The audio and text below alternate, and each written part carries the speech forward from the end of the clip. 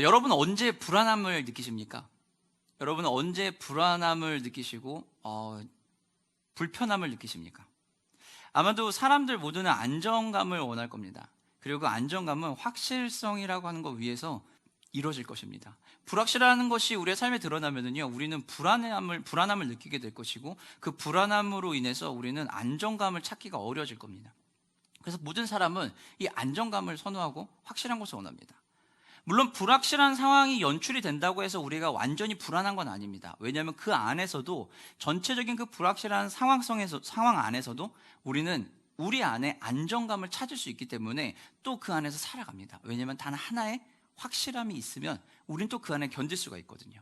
그럼 여러분, 불확실성은 어떤 것일까요? 불확실성은 우리가 아는 것처럼 완전하지 않은 것입니다. 불분명한 것이 불확실성이에요. 정보가 부족한 것입니다. 그래서 무엇인지 명확하게 알지 못하는 것, 그것이 바로 불확실성이에요. 그래서 미래에 어떤 상황이 전개될지를 모르기 때문에 우리가 불편한 마음이 들고, 그 미래에 어떤 것이 일어날지 모르기 때문에 정보를 수집하기도 어려워지고, 의사소통과 어떠한 것을 결정하기에 어려움에 처한 것, 그것이 바로 불확실성입니다.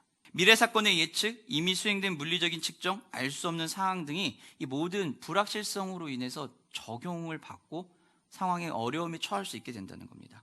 이런 불확실성은요, 부분적으로 관찰이 가능을 합니다. 부분적으로 관찰도 가능하고, 그리고 추계학적 환경에서도 발생이 되는데, 우리의 일상 삶에서 그런 어떠한 부분이 이 불확실성을 만들 수 있냐면은 다른 것보다도 무지함과 게으름이라고 하는 것이 우리의 삶의 불확실성을 만들어냅니다. 많은 학자들이, 미래학자들뿐만 아니라 많은 분들이요, 국내외에서 논평을 냈는데, 그때 나왔던 이야기가 어떤 것이 있냐면, 지금 우리가 살아가는 것은요, 이런 불확실성 속에 살아가고 있는데, 이제는 단지 불확실하다가 아니라 초불확실성의 시대 안에 살아가고 있다라고 얘기하고 있다고 합니다. 주변을 통해서 보면은 이것을 더 뼈저리게 느낄 수 있는 것이 있습니다. 그것이 바로 어떤 것이냐면, 이 초불확실성 시대를 살아가고 있는 연령대별로 가지고 있는 정신질환적 질병들이 굉장히 많이 흔하게 발병하고 있다는 겁니다. 10대 아이들부터 70대까지 쭉 살펴보게 되면은요, 10대 아이들에게 가장 많이 발병하는 이 정신질환적인 요소가 뭐냐면, 우리가 흔히 알고 있는 주의력 결핍이라고 하는 ADHD라고 하는 문제가 굉장히 많이 대두가 되고 있습니다. 굉장히 많은 아이들이 ADHD라고 하는 주의력 결핍 과잉 행동 장애가 발생을 하게 되고요, 20대 친구들에게는 많은 것들이 어떠한 질병이 오냐면 우울증이 많이 오게 됩니다. 우울증이 오게 되고, 그 외에 30대 40대 넘어가면 이제 수없이 공황장애 증상이 나타나기도 하고 여러 증상이 옵니다. 그리고 70대 어르신들에게는 치매 환자가 굉장히 많이 늘어나고 있다는 결과가치가 있습니다. 건강보험심사평가원에서는요, 2017년도에 정신건강질환 진료받은 환자 177만 명을 대상으로 해봤는데요. 이 수치는 어떤 수치인가라고 봤더니, 전년 2017년도 기준입니다. 조금 과거 기준이지만 2017년도를 기준으로 봤을 때 177만 명은요, 전년 대비 5.9%가 늘어난 숫자라고 합니다. 연령대별로는요, 20대가 가장 많이 늘어났다고 이야기합니다. 20대가 가장 많이 늘어나고, 이들이 가지고 있는 정신건강질환은 우울증이다라고 이야기합니다. 우울증 환자 수가 가장 많았고, 불안장애뿐만 아니라 불면증에 시달리는 친구들도 그렇게 많아졌다고 이야기합니다. 이것은요, 2013년도를 기준으로 놓고 봤을 때 불안장애 환자들이 얼마나 는 거냐면요, 약 35.7% 정도 증가한 숫자라고 합니다. 단 5년 만에, 4년 만이죠. 4년 만에 36%가 증가한 숫자입니다. 50대 환자들은요, 79,400명 정도로 측정이 됐는데요, 가장 많았다고 합니다.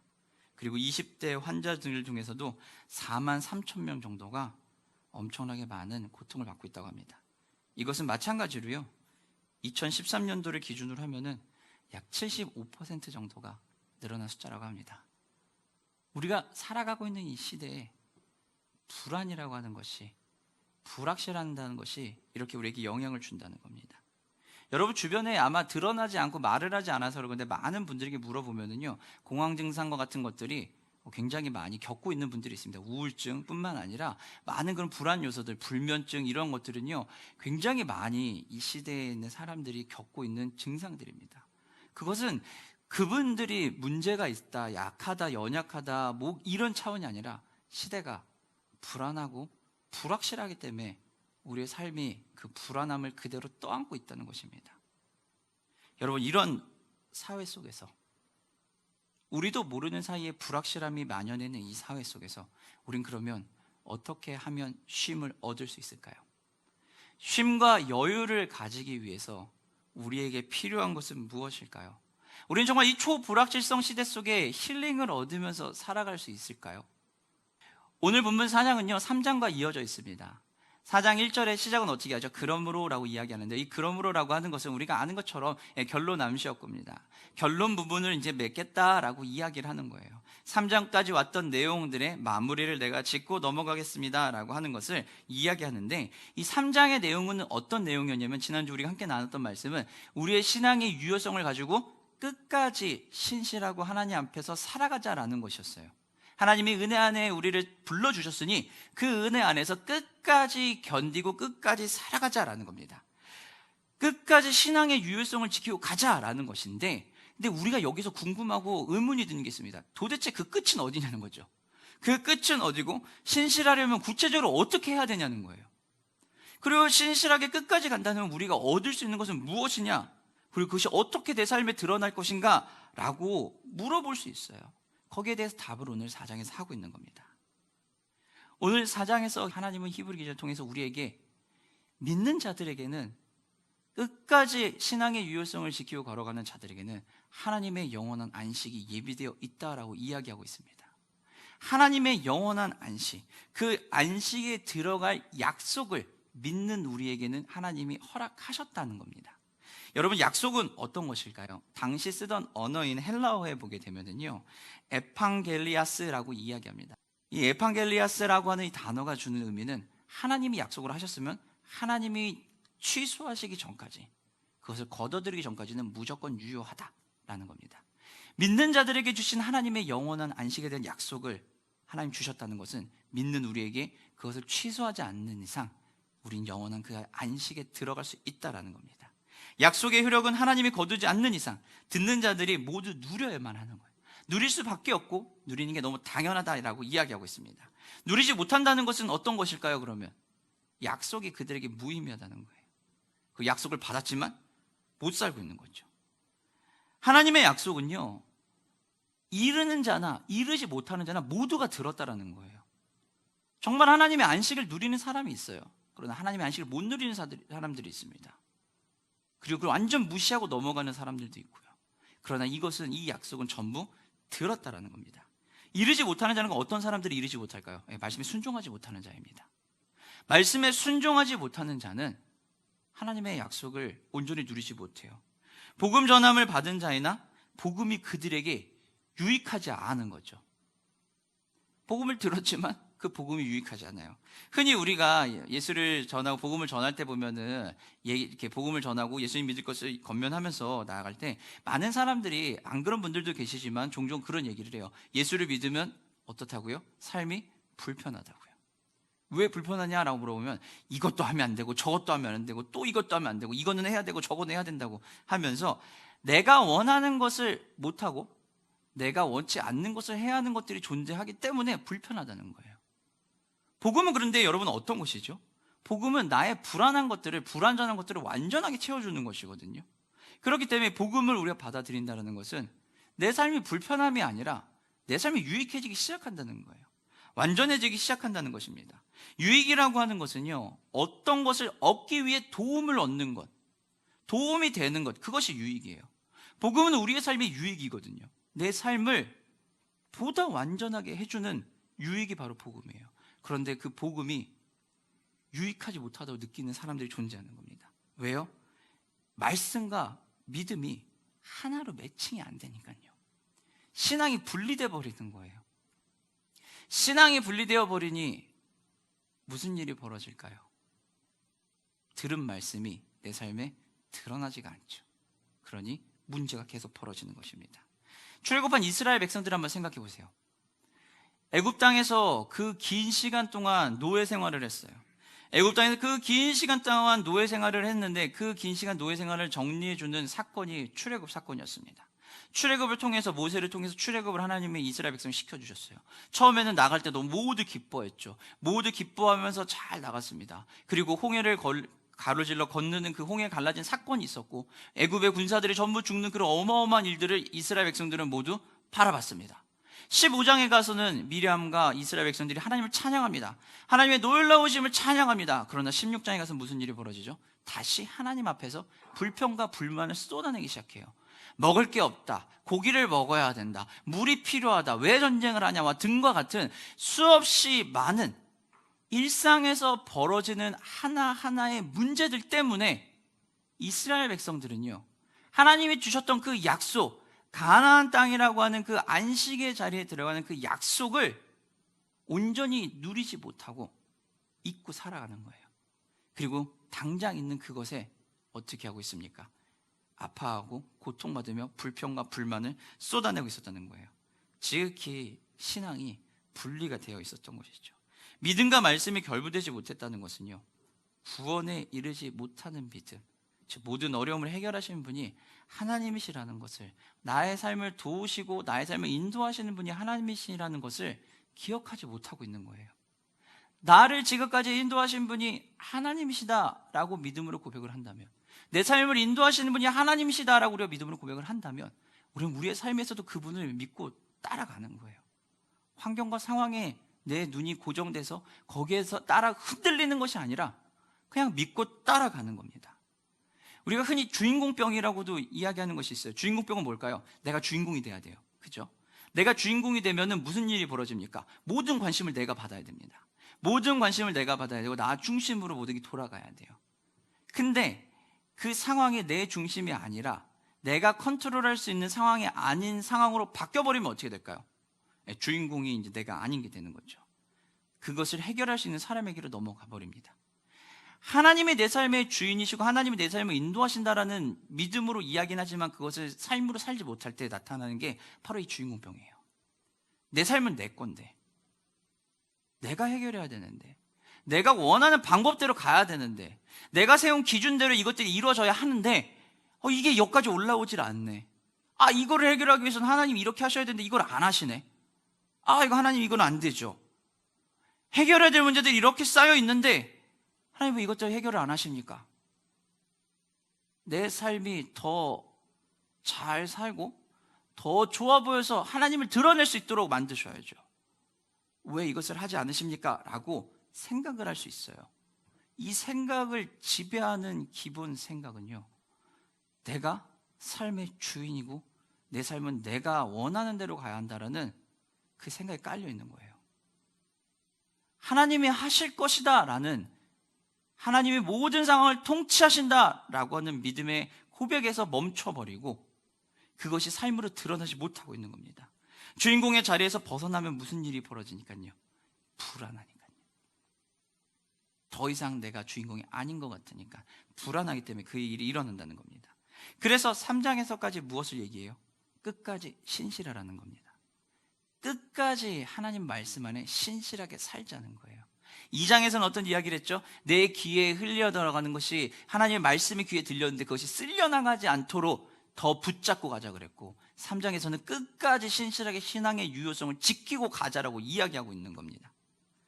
끝까지 복음에 합당한 믿음으로 살아가는 거예요. 얼마 동안 그것을 자신의 것으로 받아들였다가 최종적으로 구원에 이르는 그게 아니에요. 끝까지 붙잡고 걸어가는 거예요. 하나님이 우리를 부르셨다면 이젠 그 안에서 끝까지 견디는 겁니다. 마지막 그 순간까지 견디는 거예요. 믿음은, 그렇기 때문에 믿음은요, 하나님의 약속에 적합하고 하나님에 대한 신뢰를 인정한다는 내 반응이 믿음입니다. 어떠한 놀라운 것이 일어난다가 아니라 나는 하나님의 약속에 적합한 사람이고 나는 하나님을 온전히 신뢰합니다 라고 하는, 인정하는 것에서 나오는 반응, 그것이 바로 믿음입니다. 분리되지 않은 믿음은 우리의 삶에서 일치가 되어서 드러날 것입니다. 그 일치가 돼서 드러나는 그것이 바로 안식입니다. 우리의 삶은 안식과 삶의 여유를 누릴 수밖에 없습니다. 쉼을 취한다는 것은요, 믿음을 지키는 자들이 누려야 하는 특권이에요. 여러분 일을 다 하시니까 다들 아실 거예요. 일을 막 하시는데 중간에 쉬실 수 있나요? 쉬는 게 어려워요. 그런데 우리 모두는 알아요. 일을 하는 것과 마찬가지로 쉬는 것도 아주 중요하다는 것을 우리 모두 알고 있습니다. 그런데 실제로 쉬지를 못해요. 왜 못 쉴까요? 멈출 수가 없어요. 불안하니까요. 뒤처지면 안 되니까요. 쉼이라고 하는 것은 뭔가 내 거를 멈춘다라는 생각이 들기 때문에 그래요. 그래서 내가 멈추는 이 자리에 있을 수가 없는 거예요. 그래서 쉼이 중요한데 쉼을 중요하지 않게 여기고 있어요. 쉼을 누린다라는 것은요, 하나님이 내 삶에서 허락하신 것을 온전히 즐기고 누린다라는 것이에요. 일도 마찬가지고 쉬는 것도 마찬가지로 다 하나님 주신 걸 누리는 겁니다. 쉼을 누린다라는 것은 이미 우리에게 하나님이 확증해 주신 거예요. 하나님이 일곱째 날에 멈추시면서 안식하셨다라고 하는 것은 하나님의 창조의 사역의 마무리는 안식까지라는 거예요. 하나님의 그 창조의 사역의 마무리는 안식이기 때문에 우리도 하나님의 창조의 사역을 이어서 살아가는 우리의 삶은요, 안식까지, 쉼까지가 우리가 해야 되는 일이에요. 그래서 일의 범위를 좀 더 넓게 보면은 실제로 행동해서 어떠한 생산물을 만들어내는 것과 쉼을 통해 가지고 누리는 것까지 합쳐서 일이에요. 둘 중에 하나만 취사 선택이 아니에요. 두 개가 다 했을 때 일을 한다라고 하는 겁니다. 하나님은 쉼이 필요 없으신 분이에요. 그러나 하나님은 쉬셨어요. 왜요? 거기까지가 일이니까요.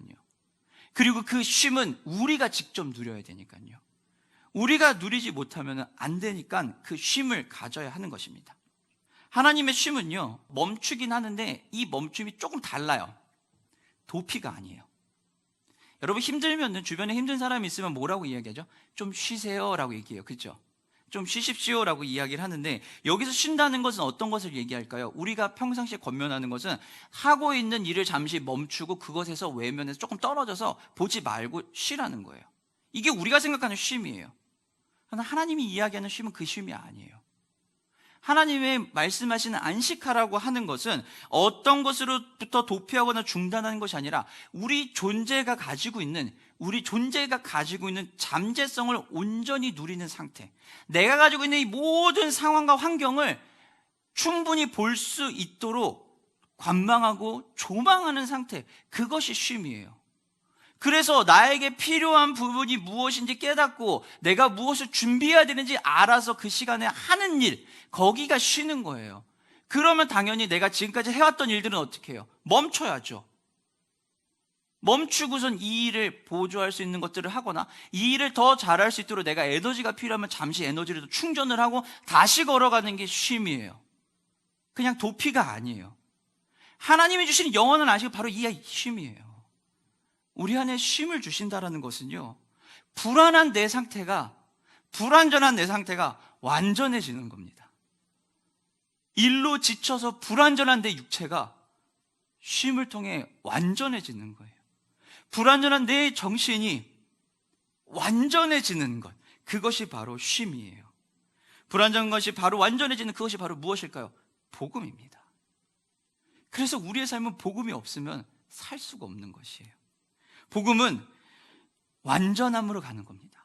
그래서 복음을 거절한다는 것은 안식을 거절하는 것입니다.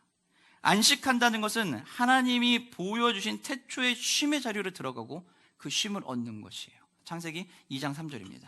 하나님이 그 일곱째 날에 복되게 하사 거룩하게 하셨으니 이는 하나님이 그 창조하시며 만드시던 그 모든 일을 마치시고 그날에 안식하셨음이니라. 하나님이 2장 3절에서 2장에서 마지막 날 쉬셨다고 얘기하시고요, 3절에서 복을 주셨다는 겁니다. 오늘 성경에서 이야기하는 복은요, 내가 필요한 물질을 얻는다가 아니에요. 내가 필요한 뭔가를 얻는다가 아닙니다. 여기에서 말하는 복은 하나님의 창조 세계를 운영하고 관리하는 데 있어서 그 일을 다시 힘내서 할 수 있도록 하나님이 힘을 집어넣어 주셨다라는 게 복입니다. 쉼을 갖는다는데 그 쉼의 복의 자리가 되는 것은, 안식일이 쉬는 이 복의 자리가 된다는 것은 이 자리에 있음으로 인해 우리 안에 힘이 다시 들어오는 겁니다.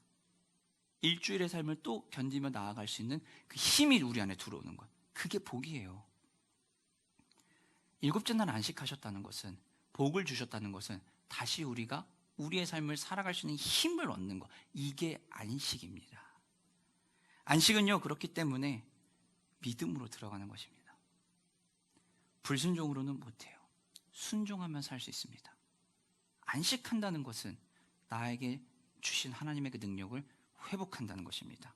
힘써 누리기 위해서 우리는요, 힘써 순종해야 돼요. 쉼을 누리기 위해서 우리는 힘써 순종하면서 행동으로 나서야 됩니다. 행함으로 증명을 하는 거예요. 어떻게요? 항상 하는 겁니다. 항상 하는 거예요. 복음을 들을 때 복음에 완고해지면 안 돼요. 한번 맛봤다고 끝내서도 안 됩니다. 항상 노력하고 그 복음 안에 살아가려고 힘쓰고 나아가는 것입니다. 힘쓰라고 하는 것은요, 어떤 의미냐면은 근면하라는 것입니다. 하나님의 말씀에 근면하고 하나님 앞에 기도하는 것에 근면하고 하나님이 주신 그 삶의 자리에서 근면하라는 것, 이것이 힘쓰라는 의미입니다. 항상 해야 된다는 것은 왜 그러냐면 우리가 이것을 누려야 하기 때문에 그래요. 우리 모두 다 영화를 보기 전에 어떤 것들을 보냐면 미리 보기를 봅니다. 그렇죠? 미리 보기 다 보잖아요. 어떤 스토리인지도 좀 알고 들어가고 재미있는지 재미없는지 알기도 합니다. 물론 항상 그런 건 아니겠죠. 그러나 거의 주로 미리 보기를 보고 갑니다. 그런데요, 여러분, 미리 보기, 영화 미리 보기 했다고 해서 나는 이 영화 다 알아 라고 얘기할 수 있을까요? 미리 보기 하면 나는 이 영화를 다 알아 라고 얘기할 수 있을까요? 우린 미리 보기를 했어도 이 영화를 다 본 게 아니에요. 대충 뭔지 알고 맛을 본 거죠. 그렇잖아요. 근데 신앙에서는 왜 그럴까요? 우리 신앙에서는 근데 이래요. 한 번 경험을 해요. 그리고 얘기해요. 나는 하나님의 경험을 다 알아. 그리고 이게 아니면 하나님 역사 안 하시는 거야 라는 마음이 우리 안에 막 들어오는 거예요. 오늘 힘써서 하나님의 쉼에 누리라는 것은 이런 생각이 아니라 계속해서 하나님의 복음 안에서 복음의 방법으로 살아가자는 겁니다. 하나님이 우리에게 이야기하시는 것은요, 미리 보기를 거기서 만족하지 마라는 거예요. 이스라엘 백성들에게 하나님이 여호수아를 통해서 가나안 땅이라고 하는 하나님 나라의 모형을 이 땅에 선물로 보여주셨어요. 미리 보기 맛보기를 하게 해주셨단 말이에요. 그러나 오늘 성경에서 이야기하죠. 뭐라고요? 이것이 완성본이 아니라고요. 완성본이 아니라는 겁니다. 가나안 땅에서 여호수아를 통해 보여주신 것은요, 그림자일 뿐이에요. 하나님 나라에서 누려야 하는 것들에 대한 그림자예요. 근데 문제는 그것도 그들이 제대로 못 누린 거예요. 그러니 하나님의 완성체인 그 안식, 영원한 안식을 그릴 수가 없는 거예요. 하나님은 오늘 우리에게 하시는 이야기가 그래서 그 완성된 모습을 이뤄주겠다는 겁니다. 누구를 통해서요? 예수 그리스도, 그분을 통해서요. 그래서 예수님이 이 땅에 우리에게 오신 거죠. 예수님을 통해서 이루어지고 과거에 끝난 사건이 아니라 이제 지금도 영원히 누리는 그 지금 현재의 사건으로 만드신다는 겁니다. 그래서 안식은 예수님이 오셔서 완벽하게 이루어주시고 우리 안에서 그의 삶을 살면 돼요. 이루지 못할 것에 대한 두려움이 아니라요, 힘써서 우리는 안식을 취하면 돼요. 이미 얻은 안식으로 우리는 그냥 살아가는 거예요. 우리의 삶은 구원의 여정에서 우리의 삶은 이미와 아직 사이에 살아가고 있다고 합니다. 이미 오신 예수님과 아직 오지 않은 그 재림의 예수님 사이에 살고 이미 얻은 구원을 통해서 아직 오지 않은 영원한 안식을 향해 우리는 삶을 살아가고 있는 겁니다. 그럼 사랑하는 성도 여러분, 우리가 안식하는 데 있어서 우리는 그 영원한 그 자리를 바라보며 힘써 가는 거예요. 우리가 여기에 못 가는 것이 아닙니다. 그리고 여기에 우리가 혼자 힘으로 가는 것도 아닙니다. 예수님 우리에게 뭐라고 이야기하셨죠? 수고하고 무거운 짐진 자들아 다 내게로 오라. 내가 너희를 쉬게 하리라. 우리 주님은 우리에게 그렇게 이야기하시는 겁니다. 내가 쉬게 하겠다. 예수님이 안식일의 참된 주인이심을, 안식의 참된 주인이심을 우리에게 알려주시는 거예요. 우리가 이 참된 안식을 누린다는 것은요, 이 참된 안식을 누린다는 것은 하나님의 말씀이 우리 안에서 우리가 참된 안식을 누리면서 그것이 드러나게 해준다는 것입니다. 하나님의 말씀이 내가 누리고 있는지 누리지 못하는지를 보여준다는 겁니다. 말씀 앞에서 숨길 수가 없어요. 하나님의 말씀 앞에서 우리는 무조건 드러납니다. 무조건 드러나고 하나님 앞에서 무조건 드러나요. 그러나 말씀 앞에서 드러나지 않는다는 것은 내가 말씀 앞에 직면하지 않았다는 겁니다. 말씀을 외면하고 있다는 거예요. 상황 앞에서 말씀을 치운 거죠. 하지만 오늘 성경에서는 뭐라고요? 상황을 넘어서서 말씀 앞에서 바라봐야 한다는 겁니다. 상황에 눈을 돌리는 것이 아니라 상황을 통치하시는 그 하나님의 말씀 앞에서 봐야 돼요.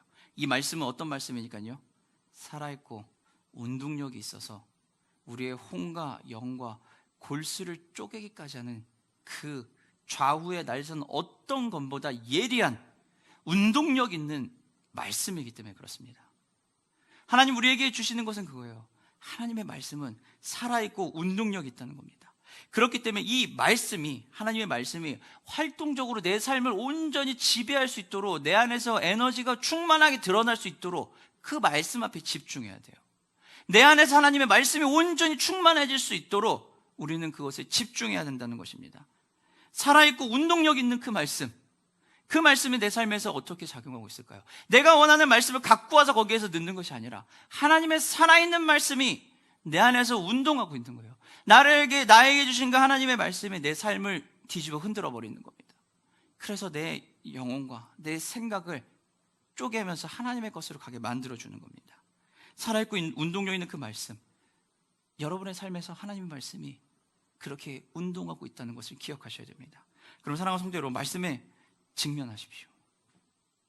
여러분이 영원한 안식, 하나님 주신 영원한 그 안식을 누리고 있는지를 보시고 싶으시면요, 드러내고 싶고 증명하고 싶으시면요, 하나님의 말씀에 직면하십시오. 상황에 직면하는 것이 아니라 하나님의 말씀에 직면하십시오.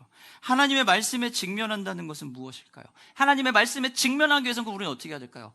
여러분에게 그래서 공동체가 있잖아요. 같이 격려하고 피차 권면하면서 말씀 안에 나의 상황을 조명할 수 있게 만드는 겁니다. 서로가 서로의 스크럼을 짜주면서 같이 견디는 거예요.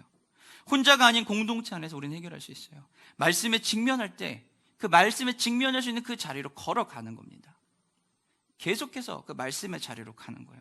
하나님의 주신 그 말씀이 풍요롭고 행복한 것을 더 피부로 누릴 수 있도록요, 하나님을 예배하는 그 자리, 직면하는 그 자리를 가는 겁니다. 모이는 자리에 더욱 힘쓰는 거예요. 다양한 모습의 예배 속에서 우리가 하나님의 말씀을 직면해야 돼요.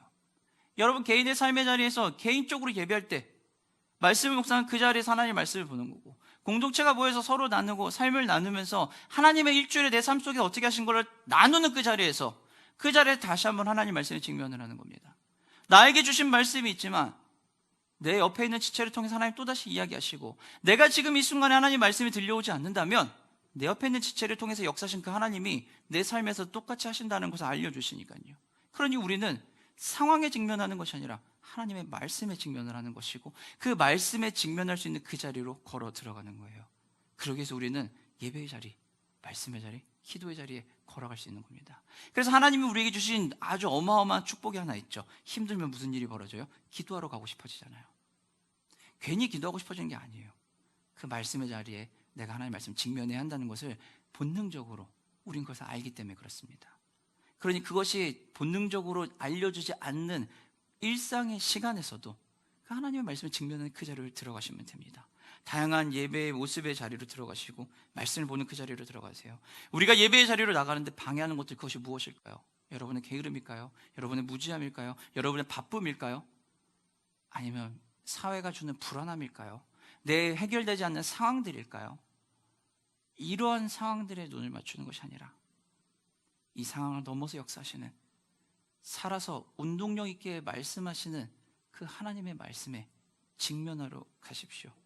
그것을 제거할 수 있도록, 우리가 하나님 앞에 나아가는데 방해하는 것들을 제거할 수 있도록 하나님의 말씀에 직면해야 돼요. 내 힘으로 제거가 안 돼요. 우린 다 우리 힘으로 해봤으니까요, 다 알잖아요. 내 힘으로 제거가 아니라 하나님의 말씀에 직면해서 제거하기 시작하는 겁니다. 하나님의 말씀이 들어올 수 있는 그 자리로, 공동체의 자리로, 개인의 경건의 자리로 들어가는 겁니다. 그래서 하나님 앞에 말씀을 보고 말씀을 직면해서 내 삶의 문제를 제거하는 거예요. 하나님을 예배하는 공동체의 모임, 그 자리로 나가십시오. 하나님을 예배하는 그 자리로 여러분 나아가십시오. 그래서 사랑하는 성도 여러분, 말씀을 마치도록 하겠습니다. 오늘날 우리가 살아가고 있는 이 시대는요, 초불확실성의 시대입니다. 누구도 부인하지 않습니다. 안전하다는 거 없습니다. 모두 불안해하고 있습니다.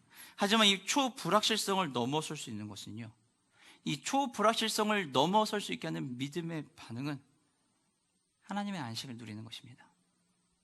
우리의 삶에 부어주신 그 하나님의 안식, 그 안식을 누리는 것, 그것이 바로 우리가 이 초불확실성 시대에 살아가고 있는 이 삶 속에서 우리가 누려야 될 하나님의 은혜인 것입니다. 하나님 안에 쉼을 누리는 것이 여러분의 믿음의 반응의 결과물이에요. 쉼을 어떻게 하면 누릴 수 있지? 이게 아니라 내가 믿음의 반응을 하면 그 결과가 오는 게 쉼이에요. 그 쉼의 그 결과를 온전히 누리십시오. 그것을 내가 못 누린다면요, 하나님 앞에서, 하나님 말씀 앞에 직면하세요. 평안을 누리는 우리들의 모습은 너무 당연한 거예요. 안식에 참여하는 것이 우리 믿음으로 살아가고 있다는 증거입니다. 하나님이 내 삶을 만지신다는 증거예요. 불안함이 가득하고 불확실함에 붙들려 있으면요, 어떠한 것 하나하나에도 예민해지고 쉽게 무너지고 조절이 안 돼요. 실제로 내 감정이 조절이 안 되면요, 내 호르몬이 작동을 제대로 안 하면 어떻게 해요? 감정 조절이 안 돼요. 내가 하고 싶다고 하고 안 하고 싶다고 안 하는 걸까요? 의지로 해결이 될까요? 아니, 호르몬이 작동을 안 하는데 무슨 의지로 돼요? 호르몬 조절 맞아요? 우리가 거기서? 도파민이 안 나오는데요? 어떻게 해요 그거를? 우리 힘으로 안 돼요. 그러니 하나님의 말씀에 직면하십시오. 나를 치료하시고 나를 회복시키시고 나를 붙드시는 그분을 보십시오. 안식에 참여하는 것이 믿음으로 누리는 삶입니다. 안식을 누릴 수 있도록 더욱 그리스도 안에서 살아있고 운동력 있는 그 말씀이 내 안에서 움직일 수 있도록 그 자리로 가시고 여러분의 자리를 주님께 내어주십시오.